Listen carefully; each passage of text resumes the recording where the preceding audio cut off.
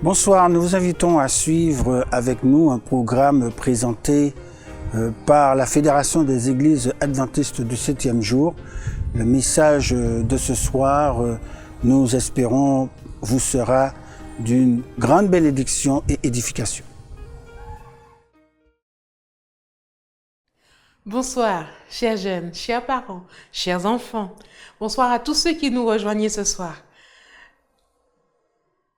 Avez-vous déjà essayé d'ouvrir quelque chose avec la bonne clé? Oui, me direz-vous. Pourtant, chers enfants, qu'est-ce que maman cherche tous les matins avant de partir? Ou que papa dépose n'importe où le soir? Haha, vous l'avez donné, des clés. Maintenant, je vais vous demander de m'aider. J'ai dans mon panier un cadenas. Et pour ouvrir mon cadenas, il me faudra la bonne clé. Facile, me direz-vous. Le cadenas, il est venu avec une clé. Allons voir si vous avez raison. J'ai un premier trousseau. Un deuxième. Un troisième. Et puis, il y a tout cela. Il y a une clé qui ressemble à la clé d'une armoire. Il y a une clé qui ressemble à un truc secret qu'on ouvre seulement dans des espaces particuliers. Vraiment, c'est pas tout le monde qui a cette clé-là, vous êtes d'accord? Et puis, il y a celle-là. Peut-être la clé d'une banque ou d'une boîte à trésors. Puis, il y a une toute petite. Vous pensez que c'est la bonne? On essaye?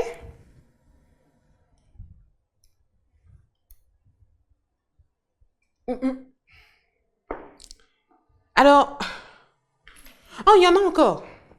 Il y en a deux comme ça. Puis, il y a encore celle-là. Comment trouver la bonne clé?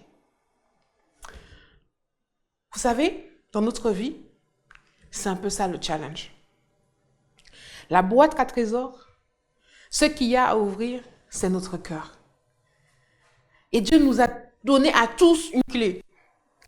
Nous avons tous la même clé, mais chacun a un cœur différent. Vous savez, la clé, c'est quoi? Je vais vous la lire. Dans Apocalypse, chapitre 3, verset 20. Mais vous allez chercher chez vous. Je vous donne 3 secondes. Apocalypse, chapitre 3, verset 20. Le dernier livre de la Bible, écrit par Jean. 1, 2, 3. Vous l'avez? On lit ensemble? Voici, je me tiens à la porte et je frappe. Si quelqu'un entend ma voix et ouvre la porte, j'entrerai chez lui. Je souperai avec lui et lui avec moi. Alors, devinez, quelle est cette clé? Et moi, j'essaye.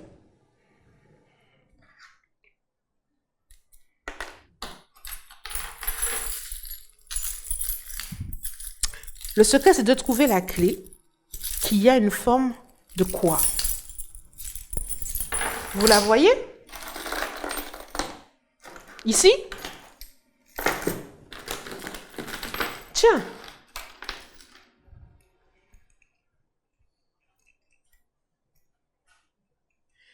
La clé pour notre cœur, c'est le libre arbitre.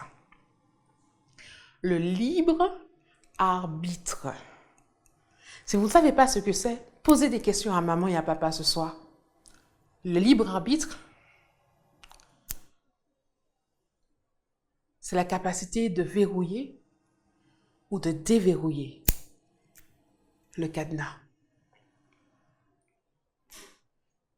Jésus frappe à la porte de nos cœurs. Nous avons le choix de décider si nous ouvrons ou pas. Quel est ton choix? Ouvre-lui ton cœur et laisse-le t'aider. Vous voulez bien prier avec moi?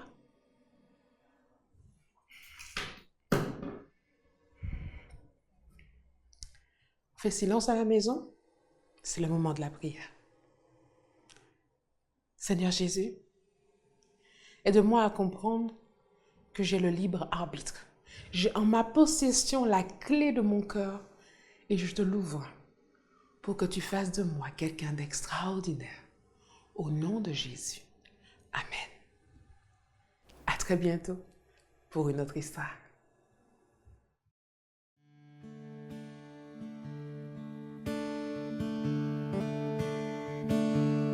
Quel sauveur merveilleux je possède. Il s'est sacrifié pour moi. Et sa vie innocente il cède pour mourir sur l'infâme croix. Il renonce à la gloire céleste pour le plan rédempteur de Dieu. L'apparence est la plus modeste. Oh, quel prix pour me rendre heureux. Attaché à la croix pour moi. Attaché à la croix pour moi. Il a pris mon péché, il m'a délivré. Attaché à la croix pour moi.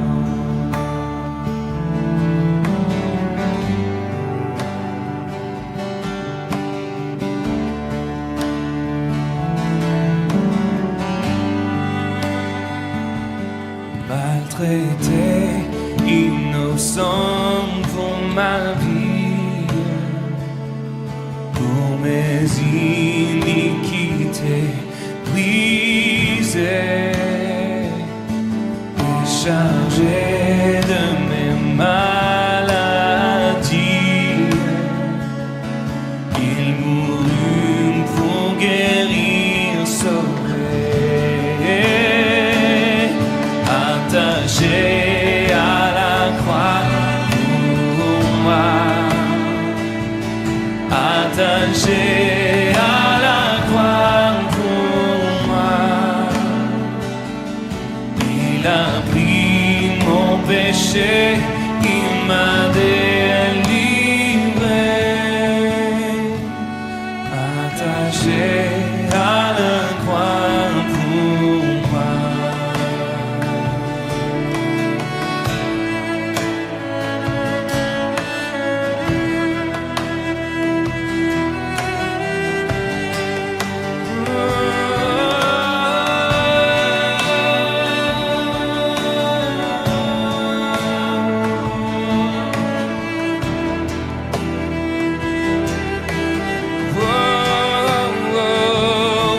Attaché à la croix pour moi.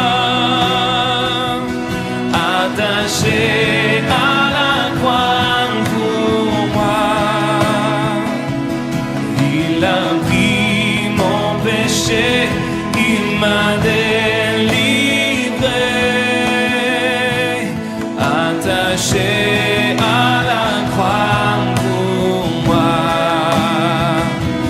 Il a pris mon péché, il m'a délivré. Attaché à la croix pour moi.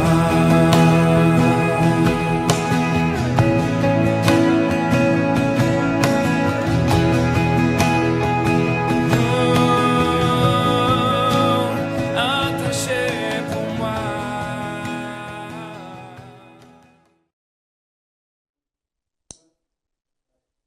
Je suis ravi de vous retrouver, puisqu'on s'est déjà rencontré une première fois. Et cette fois, je veux évoquer autre chose dans les Saintes Écritures. Mais juste avant de lancer la réflexion, de nous pencher dans les Écritures, Je voudrais faire une courte prière, si vous me le permettez. Notre Dieu, notre Père, nous te sommes infiniment reconnaissants pour cette grâce que tu nous fais de nous retrouver avec toi, mais aussi plonger dans ta parole. Merci de pouvoir tourner nos regards, pas seulement vers toi, mais dans cette réflexion qui nous permettra, Seigneur, de voir peut-être un peu plus loin ou de confirmer ce que nous pensions de nous-mêmes. Au nom de Jésus, Amen. Nous sommes à une époque de détresse pour la quasi-totalité de l'humanité. Il n'y a pas une seule personne qui n'aurait pas une inquiétude dans le cœur ou quelque chose qui le trouble, qui le tracasse par rapport à ce qui se passe aujourd'hui. Et pourtant, en tant que croyant, en tant que chrétien, en tant que personne qui compte sur Dieu, lui, pour nous permettre de vivre en toute sérénité, quelle que soit la situation, a fait ce qu'il faut, de telle sorte que peu importe ce qui arriverait, peu importe ce qui pourrait se passer, que nous puissions rester, l'expression n'est peut-être pas de chez nous, rester zen, la tête sur les épaules. D'ailleurs, un sage, et je veux parler là de Salomon, il a fait une déclaration qui passe sous silence parce que c'est pas un texte qui est commun, c'est pas un texte que nous lisons tous les jours. Mais je voudrais au moins le citer. Salomon a dit un jour, si tu faiblis au jour de la détresse, c'est que ta force n'est que détresse. Et à partir de ce texte-là, si le croyant fait un arrêt sur image, c'est peut-être l'occasion de le dire, il devrait pouvoir se poser la question, est-ce que vraiment sa force est détresse? Et si sa force est détresse, cela veut dire qu'il n'a cultivé que la détresse pendant le temps qui était normal, correct, où il devait cultiver la force. Parce que lorsque Jésus a institué l'Église, il lui a donné tout ce qu'il fallait à travers sa personne clouée à la croix, sortant de la résurrection, pour qu'en sortant de la période favorable et entrer dans la période défavorable, il nous a donné à chacun ce qu'il faut pour pouvoir faire face à quelle que soit la situation qui pourrait se développer dans notre existence. Je veux simplement citer de mémoire un propos tenu et que j'ai même entendu un enfant l'utiliser, que votre cœur ne se trouble point. Et donc, dans la personne de Jésus qui meurt à la croix et qui ressuscite, il y a ce qu'il faut pour que qui que ce soit ne se fasse prendre par quoi que ce soit. Selon son enseignement, dans les Écritures, les 4 évangiles et même dans l'Ancien Testament, on se rend compte que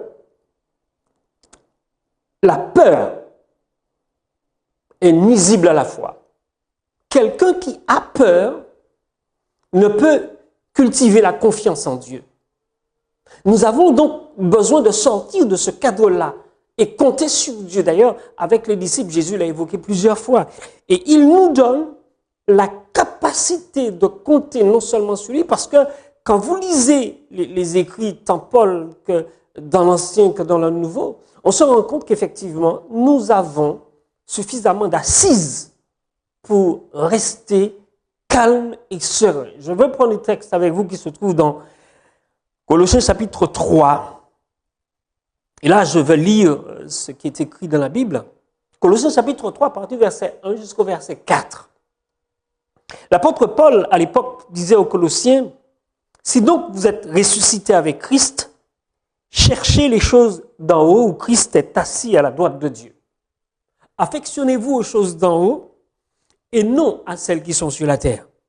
Car vous êtes morts et votre vie est cachée avec Christ en Dieu. Quand Christ, votre vie, paraîtra, alors vous paraîtrez aussi avec lui dans la gloire. »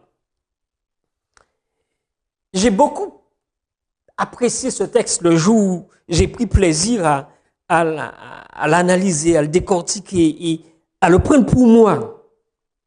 Quand j'accepte Jésus et que je fais de lui mon sauveur, mon Seigneur et mon Dieu, comme dit Thomas, je ressuscite avec lui. Donc, je ne suis plus dans ce mouvement d'inquiétude. Parce que le texte dit, je suis ressuscité avec Christ et je m'affectionne aux choses d'en haut. Certes, les choses d'en bas me sont utiles. Les choses d'en bas, je les utilise. Mais mon affection est totalement tournée vers ce que Dieu a préparé pour ceux qui l'aiment. Et quand on aime le Christ, on ne peut que soupirer après ces choses qui sont en haut. D'ailleurs, le verset 3 m'a fait rigoler. Parce que le texte dit, pour avoir entendu d'autres choses, le texte dit, car vous êtes morts. Et c'est là l'étape la plus difficile pour l'être humain, qui se dit être chrétien, être croyant. Car vous êtes morts et votre vie est cachée avec Christ en Dieu. Quand on lit ça, on doit pouvoir pousser un soupir de soulagement. Parce que le texte dit car vous êtes morts, les pratiques d'antan ont disparu. Parce que votre affection, elle est là-haut. Et non compte de cela, l'apôtre, sous la poussée de l'Esprit, dit votre vie est cachée avec Christ en Dieu. Ou attiré sur ces javelles. Pourquoi j'utilise cette expression qui est utilisée chez nous couramment? Parce qu'en fait, il y a quelqu'un qui, dans le temps, disait que je suis caché derrière la croix. Je ne suis pas caché derrière la croix. Quand je me tourne dans la Bible, je me rends compte que je ne suis pas caché derrière la croix. Je suis caché avec Christ en Dieu. Là où l'Esprit de Dieu réside, là où l'essence même de ce que Dieu est exprimée. Et Dieu a pris soin de me prendre en main et de me cacher là où personne ne peut l'atteindre, ne peut m'atteindre. Parce que si on peut atteindre Dieu sur son trône, ça veut dire qu'on peut m'atteindre. Oui, si on peut atteindre Dieu, on peut m'atteindre. Mais là où se trouve Dieu sur son trône, et par le fait que ma vie est cachée avec Christ en Dieu, ou attirer, ou peut aller chercher et puis golette, ou dire ça là. Parce que non seulement j'appartiens au Christ, mais mon lieu de résidence, c'est les entrailles de Dieu. Je suis caché avec Christ. Et on peut comprendre lorsque Paul dit, quand Christ, votre vie paraîtra, alors vous paraîtrez aussi dans la gloire avec lui. Et j'attends, comme beaucoup de croyants, j'attends ce moment, pas simplement pour le dire, pas simplement pour l'avoir lu, mais une réalité qui fait corps avec moi, ou avec qui je fais corps. Parce que ma vie n'est plus dans les choses de la terre, mais cachée avec Christ. D'ailleurs, il y a un autre propos, et quand je lis ce texte, je ne peux m'empêcher de comprendre mieux Paul lorsqu'il dit que moi j'ai été ressuscité avec Christ et je suis caché avec Christ. Il y a un propos tenu par Paul dans Éphésiens chapitre 2. Et c'est pour cela, j'ai souvent dit, mais je suis exactement comme une noix de coco perchée sur un cocotier à plus de 30 mètres de haut. Et là, si vous n'utilisez pas une paire de griffes pour aller le dégrapper là-haut, ou la dégrapper là-haut, vous ne pourrez pas l'atteindre. Dans Éphésiens chapitre 2, à partir du verset 4 jusqu'au verset 7, l'apôtre dit aux Éphésiens de l'époque et à nous, aujourd'hui, qui avons les Écritures entre les mains, « Mais Dieu qui est riche en miséricorde, à cause du grand amour dont il nous a aimés, nous qui étions morts par nos offenses, nous a rendus à la vie avec Christ. » J'étais mort, mais avec la résurrection de Jésus, je suis revenu à la vie. Et il ajoute, sur votre Bible, très certainement vous l'avez, c'est par grâce que vous êtes sauvés. C'est pas par ce que je fais qui fait que je suis sauvé, mais par la grâce que Dieu m'a fait que je suis sauvé. Il poursuit en disant, quand Dieu a ressuscité le Christ, il nous a ressuscités ensemble et nous a fait asseoir ensemble dans les lieux célestes en Christ, afin de montrer dans les siècles à venir l'infinie richesse de sa grâce par sa bonté envers nous. Et j'aime bien ce mot. J'aime bien cette phrase qui se trouve au verset 6, en disant que lorsque Jésus est mort, par la foi, je mourrai avec lui. Je n'existais pas encore. Et pourtant, à l'époque, déjà, par préméditation, je mourrais déjà dans la personne de Jésus à la croix avec lui. Mais non content de ce que Dieu m'a donné, le pouvoir de mourir en Jésus à l'époque, la Bible dit, lorsque Jésus a été ressuscité le 3e jour de sa mort, le 1er jour de la semaine, le dimanche matin, celui qu'on appelle dimanche maintenant, le dimanche matin, la Bible dit que j'ai été ressuscité avec Christ, et non content de m'avoir ressuscité avec Christ, et là je reviens au verset de Colossiens 3, verset 3, il nous a fait asseoir ensemble dans le lieu céleste avec Christ. Allez chercher. Dieu, et quel que soit là où je pourrais me trouver, m'a fait asseoir avec Jésus sur son trône, ensemble. Et là, dans ce contexte-là, dans cette manière de voir les choses, je ne peux avoir comme force la faiblesse. Et à ce moment-là, ma force, c'est Jésus. Ma force, c'est les entrailles de Dieu, parce que je suis caché, non seulement je suis assis sur le trône ensemble avec Christ, mais je suis caché dans les entrailles de Dieu avec Christ. Et dans cette dimension-là, peu importe ce qui pourrait arriver, peu importe ce qui pourrait surgir dans notre existence, on n'a rien à craindre. On n'a rien à craindre et on peut bien comprendre cela parce que pour ceux qui sont habitués avec les écrits sacrés, ils ont dû lire plus d'une fois, parce que c'est inscrit 365 fois dans la Bible, ne crains point. Dieu, avant même que notre calendrier existe, avait déjà pris soin. Lorsqu'il a inspiré l'Écriture, il avait pris soin de graver dans la Bible 365 fois ne crains point. C'est-à-dire qu'il nous le dit chaque fois qu'il nous permet de voir le soleil se lever. Pour cette journée, ne crains point. J'assure et j'assume. Dieu donc nous donne ce qu'il faut pour que, peu importe les péripéties de la vie, nous soyons en confiance. Non pas présomptueux, non pas arrogants, mais des gens tranquilles, zen, posés et qui, ayant Christ pour sa paix, avancent en dépit de tout ce qui pourrait arriver. D'ailleurs, nous oublions parfois le propos de Jésus lorsqu'il dit dans Matthieu chapitre 28, un propos très connu et que quasiment tous les croyants, quand il parle de l'évangélisation, il l'utilise, mais il l'utilise plus dans l'esprit de l'évangélisation. Le texte biblique, ce n'est pas seulement pour l'évangélisation. Le texte biblique, c'est pour aussi notre progression spirituelle, notre vie commune avec Dieu, mais aussi avec l'autre.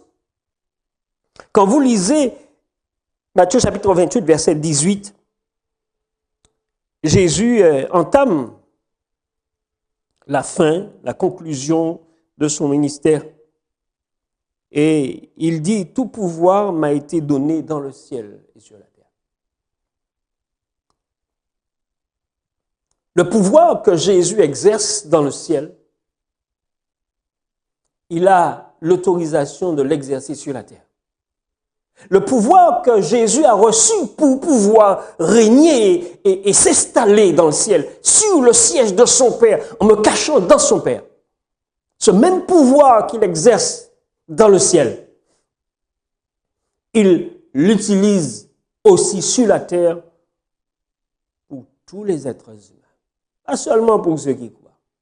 Parce que le Christ a bien pris soin de dire, quand j'aurai été élevé, j'attirerai tous les hommes à moi. Ça veut dire que tout ce dont un être humain a besoin, qu'il croit ou pas, Dieu fait ce qu'il faut pour lui permettre, pas seulement de le reconnaître, mais de venir jusqu'à lui. Dieu donc nous a donné ce qu'il faut pour que notre force soit Jésus lui-même. Pas la faiblesse, pas la tristesse, pas le désarroi, pas le désappointement, mais la tranquillité. Parce que la Bible peut révéler qui est le Christ pour nous. La Bible peut nous révéler ce que nous sommes pour Dieu. La Bible peut nous amener à travers les textes gravés jusqu'à Jésus. Mais encore faut-il que nous acceptions de l'ouvrir, de l'étudier et d'être suffisamment attentifs et d'apprendre à prendre Dieu au mot. Je sais pour nous, ce n'est pas toujours évident, effectivement, de prendre Dieu au mot parce que la vie nous trimballe à droite, nous trimballe à gauche et comme diraient les grandes personnes, il a malmené nous. Et dès là, nous pas même savent là pour nous mettre tête, non. Nous sommes passés d'une étape à une autre, d'une vie à une autre vie. Et si ce n'est pas votre cas, c'est l'occasion de le faire. Parce que les Écritures sacrées disent dans Éphésiens, et là je retourne dans le livre des Éphésiens, où ceux qui ont le doute et n'auraient pas la paix, voilà ce que Paul nous a laissé dans Éphésiens chapitre 2, verset 14, car Jésus est notre paix, il est notre paix. Lui qui des deux n'en a fait qu'un et qui a renversé le mur de séparation, l'inimitié, ayant anéanti par sa chair la loi des ordonnances dans ses prescriptions, afin de créer en lui-même avec les deux un seul homme en établissant la paix et de les réconcilier l'un et l'autre en un seul corps avec Dieu par la croix, en détruisant par l'inimitié. Jésus est venu annoncer la paix à vous, à nous qui étions loin et qui ne connaissions pas Dieu, nous étions plongés dans nos affaires. À vous qui ne connaissez pas Dieu, il est venu vous apporter la paix. Et la paix à ceux qui étaient prêts en parlant des frères de l'époque juive. Car par lui, nous avons les uns et les autres, le vous et le nous de ces 3 premiers chapitres dans l'écriture de Paul. Et il dit, par lui, nous avons tous ensemble les uns et les autres accès auprès du Père dans un même esprit. Ainsi donc, vous n'êtes plus des étrangers. À l'époque, vous étiez considérés comme des étrangers. Mais avec Jésus, la notion d'étranger disparaît. Parce qu'en fait, dit-il, vous n'êtes pas non plus des gens du dehors. Vous êtes concitoyens des saints, gens de la maison de Dieu. Alors, pourquoi avoir peur? Pourquoi trembler? Pourquoi être inquiet? Parce que nous ne sommes plus des étrangers. Nous ne sommes plus des gens du dehors. Mais nous sommes concitoyens des saints. Nous vivons en présence des saints. Et Paul pousse la chose au maximum. Il dit, nous sommes devenus les gens de la maison de Dieu. À vivre en dit d'enfant Djokaï, bon Dieu, si vous me permettez l'expression créole. Vous avez été édifiés, non pas sur le fondement du chef religieux, mais sur le fondement des apôtres, des prophètes, Jésus-Christ lui-même étant la pierre angulaire. Ce n'est donc pas sur un homme que repose notre foi, que s'ancre notre vie, mais sur Jésus lui-même. Et à partir de cela, Dieu constitue, Jésus met en place son Église et il constitue les murs avec les hommes. Le cadre, les murs que nous avons fréquentés pendant un certain temps, c'est pas ça l'Église. L'Église, c'est vous et moi. Et tant et si bien qu'il dit en Jésus, tout l'édifice, c'est-à-dire que tous les êtres humains qui croient en lui, qui se sont donnés à lui, bien coordonnés, s'élèvent pour être un temple saint dans le Seigneur. Il est probable que les bâtiments nous manquent il est probable que le lieu de rassemblement où tous les croyants se retrouvaient, nous sommes en pleine nostalgie de cela. Mais en fait, l'église, c'est pas le bâtiment. L'église, c'est pas le bâtiment. C'est nous l'édifice. Et c'est pour ça, lorsque Jésus a constitué l'église, il n'a jamais parlé de bâtiment. Paul a eu raison de dire, et tout l'édifice bien coordonné s'élève pour être un temple. C'est l'édifice, les êtres humains, l'édifice, qui sont le temple saint dans le Seigneur. Et puis, il dit bien coordonné. Ce ne sont pas les humains qui coordonnent les choses. On pourrait penser que, avec nos grands savoirs théologiques, avec nos facilités de parole ou de plume, que nous pouvons coordonner. C'est Dieu qui coordonne avec ses instruments. C'est Dieu qui transmet ce qu'il faut à partir de l'homme, ce qu'il veut que l'homme soit par sa grâce. À tel point que le verset 22 dit, en Jésus, vous êtes aussi édifiés pour être une habitation de Dieu en esprit. Et donc, l'Église bien coordonnée devient une habitation de Dieu par l'esprit. Et à partir de là, on peut braver, par la grâce de Dieu, en toute humilité, peu importe la montagne qui nous tomberait dessus, on peut y faire face. Et dans cette coordination orchestrée par le Saint-Esprit, il s'agit d'amener l'Église dans la position ou dans l'état dans lequel la première Église apostolique s'est retrouvée. Lorsque l'Église s'est retrouvée dans la chambre haute, et peut-être dans notre situation actuelle, ils étaient là pour une chose bien définie. Attendre. Attendre que Dieu envoie le Saint-Esprit en langue de feu. Attendre que Dieu envoie ce dont Jésus lui-même avait promis. Et quand c'est arrivé, on a vu une église mettant en feu toutes les villes dans lesquelles ils sont passés. D'ailleurs, à un certain moment, on a dit que ces hommes ont bouleversé notre pays, bouleversé notre ville. Et dans cette situation-là, on a tendance à penser dans ce verset 14 des Actes 1er que c'est par la force humaine qu'ils se sont tous mis d'accord.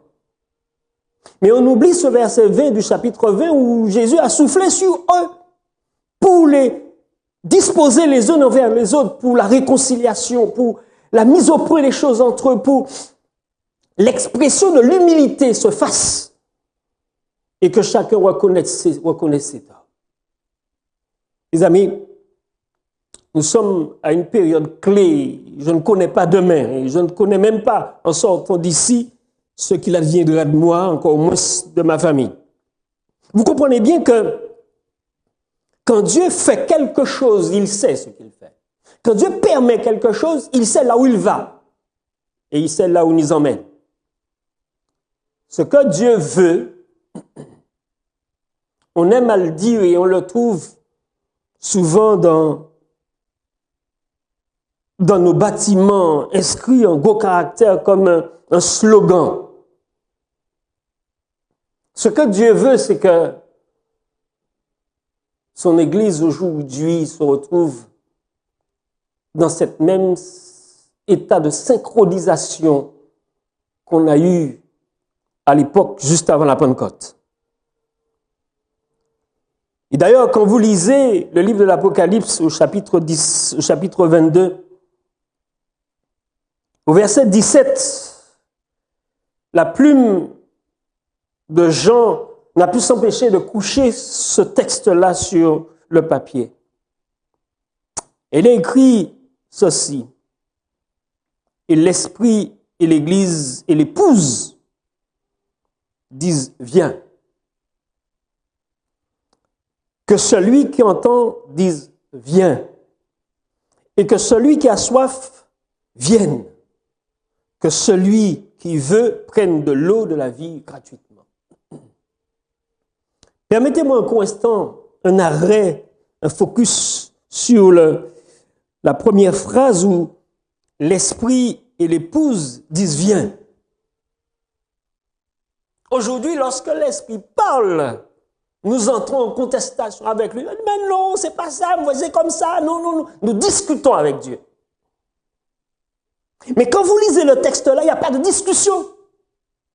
Ce que dit l'Église, c'est ce que dit l'Esprit. Ce que dit l'Esprit, c'est ce que dit l'Église. Ils sont dans une synchronisation, parfaite synchronisation entre l'Esprit et l'Église, entre l'Église et l'Esprit. Ils marchent ensemble de pair.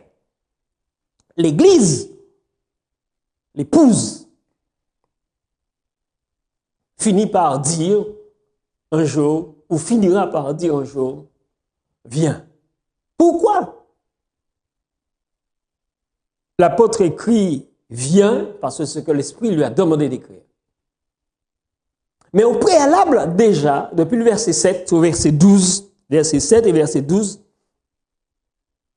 celui qui a donné le message à Jean, par 2 fois déjà, dans ce chapitre-là, il a dit, parce que vous allez retrouver certainement à peu près les mêmes propos au début du livre de l'Apocalypse, chapitre 1, je crois le verset 3.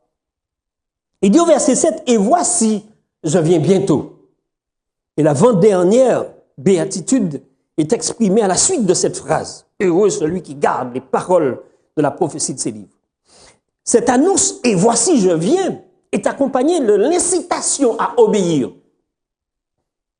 Ça veut dire que quand il dit « je viens bientôt », c'est une alerte pour dire « attention, les moins rivés pour débattre. Tu as intérêt à te mettre dans une obéissance absolue. » Et quand vous allez au verset 12, les choses se sont amplifiées, la conjonction a disparu, il y a autre chose qui suit cette expression « et voici, je viens bientôt ». Il dit « et ma rétribution », la conjonction a disparu et placée au début, placée entre les deux.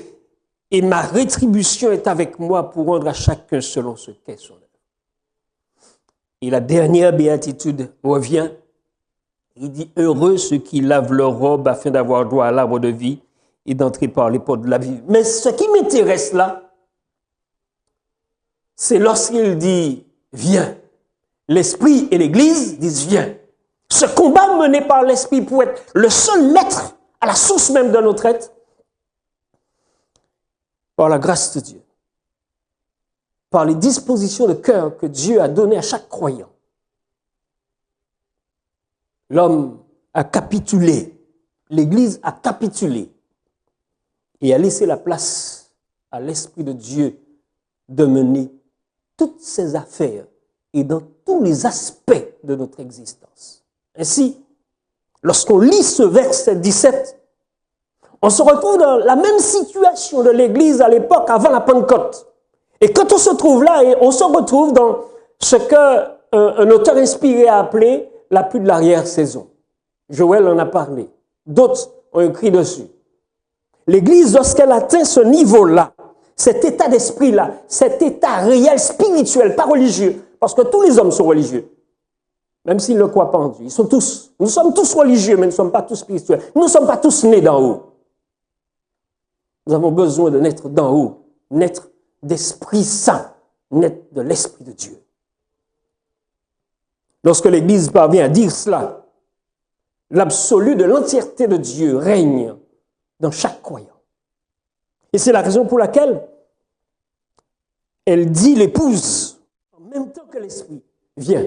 Elle invite les autres à venir à Dieu. Elle l'invite parce que cette déclaration du chapitre 18 de l'Apocalypse où on voit la terre éclairée d'une grande lumière, ce sera le dernier assaut de la proclamation de l'Évangile. Et pour cela, il va falloir que l'Église soit pleinement sous l'emprise absolue du Saint-Esprit. Ça arrivera. Ça vient. Juste un peu de patience. Dans la mesure où chacun de faire les démarches qu'il faut les uns auprès des autres, les uns avec les autres, les uns et les autres avec Dieu. Parce que le texte se poursuit en disant que celui qui entend dise viens, que celui qui a soif vienne. On n'aura même pas le temps de lui dire de venir, il viendra. Et que celui qui veut prenne de l'eau de la vie gratuitement. À ce son-là, lorsque l'Église dit viens au Seigneur, qui 2 fois déjà a dit je viens bientôt, le Seigneur termine son chapitre 22 en disant oui, puisque vous l'avez dit, vous m'avez invité à venir, oui, je viens bientôt. Et lui-même déclare Amen. Et le peuple reprend, viens Seigneur Jésus. Mes amis, je veux vous laisser dans la réflexion. Je veux vous laisser dans l'espoir de cette plénitude. Je veux vous laisser dans les bras de notre Seigneur. Parce qu'en fait, aucun homme ne peut produire cette synchronisation dans la vie de qui que ce soit. Aucun homme ne peut nous amener dans cet état du règne de l'absolu, de l'entièreté de Dieu à la source de notre personne. Nous sommes les seuls responsables à donner Dieu le feu vert de s'installer entièrement. Il ne suffit pas simplement d'ouvrir la porte, mais de laisser le Seigneur entrer et de s'installer comme le propriétaire des lieux. Puisse Dieu donc, dans sa grâce, puisque c'est notre choix personnel, nous donner le courage, l'humilité qu'il faut pour lui laisser le soin d'entrer dans ce que Paul appelle une habitation de Dieu par l'Esprit. Que Dieu nous bénisse tous. Prions ensemble. Notre Dieu, notre Père, une fois de plus, nous sommes interpellés quant à la manière où nous faisons, nous voyons, nous vivons les choses. Nous sommes interpellés sur la dose de confiance que nous avons en toi.